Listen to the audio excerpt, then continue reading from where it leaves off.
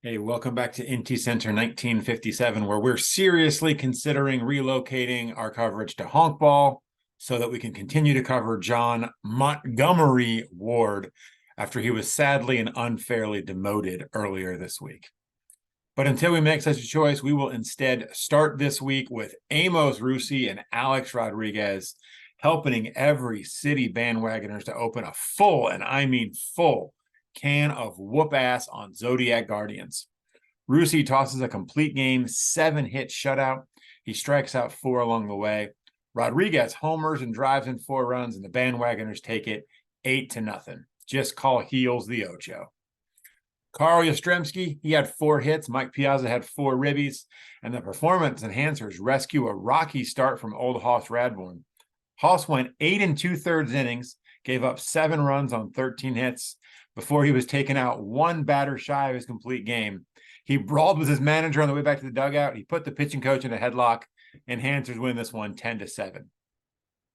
Josh Gibson got a 2-run pinch hit double with 1 out in the top of the 9th to tie the game at 4. He would score the go-ahead run on an RBI single from Ken Williams. Ray Brown would get a double play after the first 2 pilots reached in the bottom of the 9th, and Shane Bieber would retire Willie Mays for the 1-out save and a 5-4 victory for the Gales. Lou Boudreau hit a grand slam homer on his way to 7 ribbies as the Family Madrigal routed Scythia of Ostenard 13-3. Pete Alexander exits after 3 1/3 innings. He gives up 7 runs on 4 hits and 3 walks, and looks like he might be the recipient of that patented Inty preseason hype jinx. Now, we're going to cover the collapse that I put in the thread. Let's Play 2 had a 7-1 lead after a George Sizzler 3-run homer in the top of the 7th. Wade Boggs pulls 1 back for Amazings with a solo homer in the bottom of the 7th. Amazings get 2 more runs in the 8th. 1 comes on a balk and 1 comes on a throwing error. So it's 7-4 as we go to the bottom of the 9th. There's an error that extends the inning, and with 2 outs, Joe Cronin hits a 2-run homer. Johnny Bench singles, Ty Cobb walks, that sets the stage. Charlie Blackwell hits a 3-run homer to walk it off. An unbelievable, improbable, Amazings victory. You got to pinch yourself if you're a Mets fan to think that could happen to your team on the winning side. Now, Grasshopper Jim Whitney, he tossed a 6-hit shutout. He struck out 8, and Al Simmons had a 3-run homer as the Demon Bags took the rubber match of their series against a shack of their own by a final score of 6-0. Every City Bandwagoners also won their finale by that score of 6-0. They complete the sweep behind a 6-hitter complete game from J.R. Richard. Toad Ramsey, he also tosses a 6-hit shutout. That lets the Stone Temple Seattle Pilots take their rubber match against the Gales in November. That one's a 2-0 winner. We'll move on to the next set of games.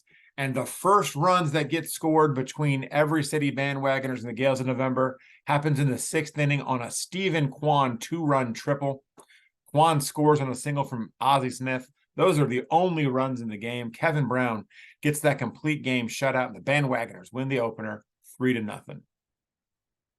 Jeff Bagwell homered early. Ichiro homered late.